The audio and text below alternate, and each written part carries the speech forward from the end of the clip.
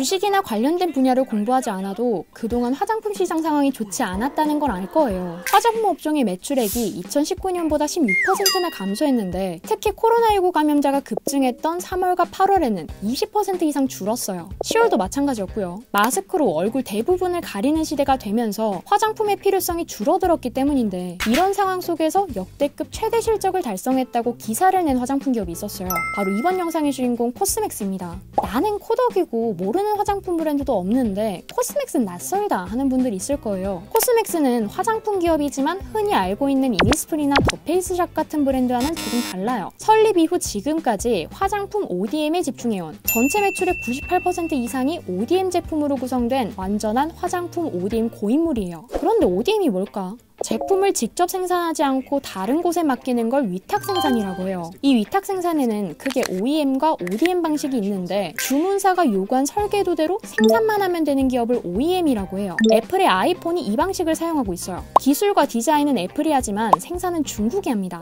반면에 ODM은 제조업체가 제품 개발과 생산의 모든 과정에 참여해요. 주문사에게 받은 컨셉을 참고해서 제품을 개발하고 생산하거나 이미 개발한 제품을 주문사에게 판매합니다. 이렇게 확보한 제품 주문사들이 자신들의 브랜드 라벨을 붙여서 시장에 공개하는 거예요. 당연히 OEM 기업보다 ODM 기업이 더 많은 기술력을 필요로 하고 그만큼 더 많은 수익을 올릴 수 있는데 문제는 기업의 역량을 떠나서 근 5년 동안 화장품 시장 상황이 정말 안 좋았어요. 전 세계에서 K뷰티 최대 고객 시장 중 하나가 중국이거든요. 엄청난 성장세를 보여주면서 2015년까지 4,110억 위안 정도였던 뷰티 시장 규모가 2019년에는 7,900억 위안까지 커졌어요. 여기에 마침 한류 열풍까지 불면서 우리나라 화장품 수출에서 중국이 차지하던 비중 역시 3년 만에 5배 이상 늘었죠. 딱 봐도 돈이 되는 시장이니까 국내의 많은 화장품 기업들이 중국으로 진출해요. 그리고 성공합니다. 화장품은 소비재인데 그 중에서도 한국 화장품은 기술력이 좋고 기술력 좋은 한국 화장품에 중국 소비자가 열광하니까 이때까지만 해도 K뷰티 전성기가 계속될 거라고 생각했어요. 하지만 2016년 사드 사태를 시작으로 미중무역 전쟁까지 연달아 발생하면서 우리나라와 중국의 사이가 틀어지기 시작해요. 중국 정부가 중국 내 한류를 금지하는 한한령을 시행하면서 비관세 장벽을 강화하고 일명 따이공이라고 불리는 보따리상을 밀수로 규정합니다. 국내 중소화장품 기업들이 중국 진출의 통로로 이용했던 비공식 유통망까지 규제 대상으로 넣고요.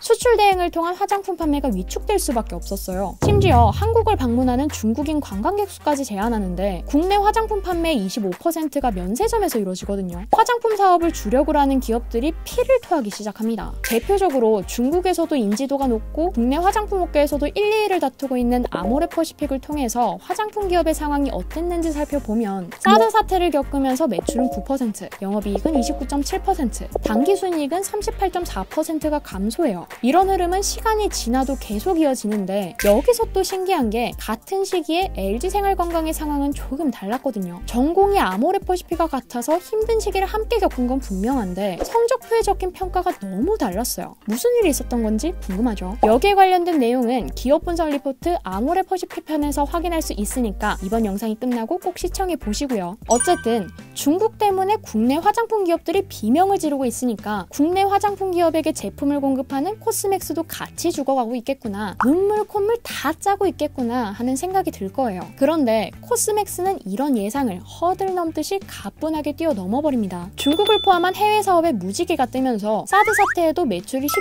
17% 가까이 늘어요. 물론 영업이익이 줄기는 했지만 이마저도 한한령으로 발생한 게 아니라 생산 설비 확대로 생긴 고정비 증가와 환율 변화로 인한 환율 평가 손실 증가 때문이었어요. 미중무역 전쟁이 시작됐던 다음해에는 매출과 영업이익, 당기순이익은 물론이고 창사 이래 최대 매출이라는 기록까지 세워요. 당연히 여기에도 중국 법인 매출 증가라는 이유가 숨어 있었고요. 아니, 누구는 중국 때문에 망해가는데 누구는 중국 때문에 웃고 있다. 그것도 같은 사업 분야에서. 이게 어떻게 가능하지? 자, 제가 앞에서 한한령 등으로 중국 내에서 K뷰티 소비가 줄었다고 했어요. 자연스럽게 기존까지 한국 화장품 브랜드와 제품들을 사용하던 중국 소비자들에게는 대체품이 필요해졌는데 이 자리를 중국 자국 브랜드가 채웁니다. 그런데 옛날 중국 화장품 화장품을 써본 분들은 아시겠지만 가격부터 용기 디자인, 지속력, 기능 등이 모두 만족스러운 제품이 많지 않았어요. 제가 한국인이라서가 아니라 한국 화장품 브랜드, 특히 로드샵 브랜드의 가성비가 압도적이었어요. 당연히 소비자 사이에서 제품에 대한 비교가 생길 수밖에 없었는데 이 차이를 코스맥스가 해결합니다. 코스맥스가 중국 법인을 통해서 중국 화장품 브랜드에도 ODM을 진행해요. 결과적으로 한국과 중국, 양국의 화장품이 동일한 ODM 기업에서 만들어지면서 제품의 수준이 비슷해져요. 중국 소비자가 굳이 K뷰티를 선호할 이유가 없어집니다. 여기에 화장품의 주 소비층이 바뀌면서 자국 브랜드의 대체 속도가 빨라지는데 이때 중국 화장품 소비 시장의 주력 고객층이 주링어로 불리는 1990년대생이었거든요. 실제로 시장의 50% 이상을 차지하고 있었는데 SNS에 익숙하고 개성에 민감해서 로드샵 브랜드보다는 럭셔리 브랜드를 오프라인보다는 온라인을 선호하는 게 가장 큰 특징이었어요. 자국 문화에 대한 자부심도 높고요. 자연스럽게 전 세계에서 가장 큰 쇼핑 이벤트인 중국의 광군제 기간 동안 티몰과 알리바바에서 기초 화장품과 색조 화장품에 상관없이 로레알, 랑콤, 에스티로더 같은 고급 화장품 브랜드가 상위권을 차지해요. 그리고 뒤를 이어서 다수의 중국 화장품 브랜드들도 이름을 올리는데 특히 색조 화장품에서는 중국의 퍼펙트 다이어리가 압도적인 판매 매출 1위를 기록해요. 당연한 이야기지만 자국 브랜드의 인기가 높아지고 매출이 증가할수록 바이체링을 비롯해서 쯔란탕, 까츠란, 원리프, 상하이자와 같이 중국 화장품 상위 브랜드와 ODM을 하고 있는 코스맥스의 중국 법인 생산량도 함께 늘어요. 자, 사드도 잘 이겨냈고 미중 무역 분쟁도 잘 넘겼고 그럼 코로나19로 초토화된 지금은 어떨까? 먼저 변동성이 많았던 영업 환경에서 대여금이나 영업권 손상 같은 비용이 발생하면서 단기 순이익에는 적자가 생겼어요. 하지만 매출과 영업이익은 2019년보다 각각 3.9%, 23.4%씩 늘면서 다시 한번 역대 최대 실적이라는 기록을 세웠죠. 그도 그럴 게 개인 위생이 중요해지면서 손소독제 판매량이 미친 듯이 뛰었거든요.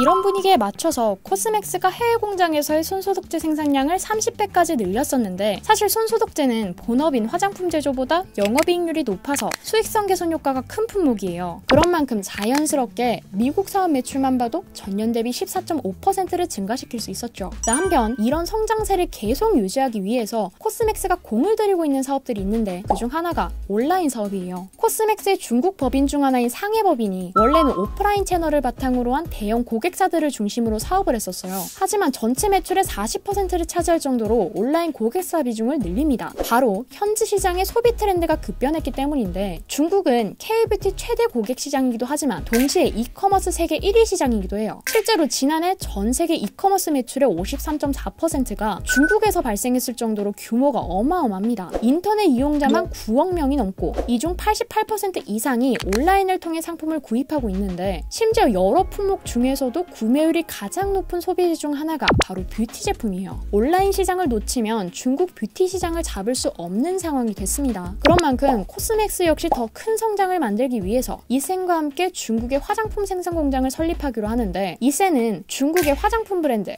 퍼펙트 다이어리를 소유하고 있는 기업이에요. 그런데 이 퍼펙트 다이어리가 중국 젊은 층에서 엄청난 인기를 누리면서 중국 온라인 뷰티 시장을 집어삼켰다고 해도 과언이 아닌 브랜드거든요. 론칭 2년 만에 중국 1위 로컬 색조 브랜드로 자리 잡고 광군제에서도 쟁쟁한 글로벌 브랜드들을 제치고 2년 연속 색조 화장품 1위에 이름을 올리고 있습니다. 이런 브랜드의 제품들을 모두 맡아서 생산할 예정이고 동시에 중국 화장품 시장이 회복세를 보이고 있는 만큼 중국 법인 매출 증가를 바탕으로 한 코스맥스의 올해 실적도 기대되고 있어요. 물론 한편에서는 우려의 목소리도 나오고 있는데 국내 대다수의 브랜드에도 제품을 공급하고 있는 코스맥스가 중국 화장품 브랜드와 ODM을 확대하면 제품 간 차별화가 불분명해질 수밖에 없어요. 자연스럽게 주소비 시장이었던 중국 시장에서 K뷰티가 완전히 퇴출될 가능성도 커지게 됩니다. 자, 중국 뷰티 시장의 회복세와 함께 올해 1분기에도 웃었던 코스맥스. 코로나19 재확산의 위험과 백신 접종 확대로 인한 시장 회복의 기대 속에서 과연 어떤 미래를 만나게 될까요? 그리고 코스맥스의 움직임에 따라 K뷰티는 어떤 영향을 받게 될까요? 취준생을 위해 짧고 쉽게 보는 기업 분석 리포트. 오늘 이야기는 여기까지입니다. 캐치TV 채널 구독과 함께 더 많은 기업 이야기를 확인해보세요.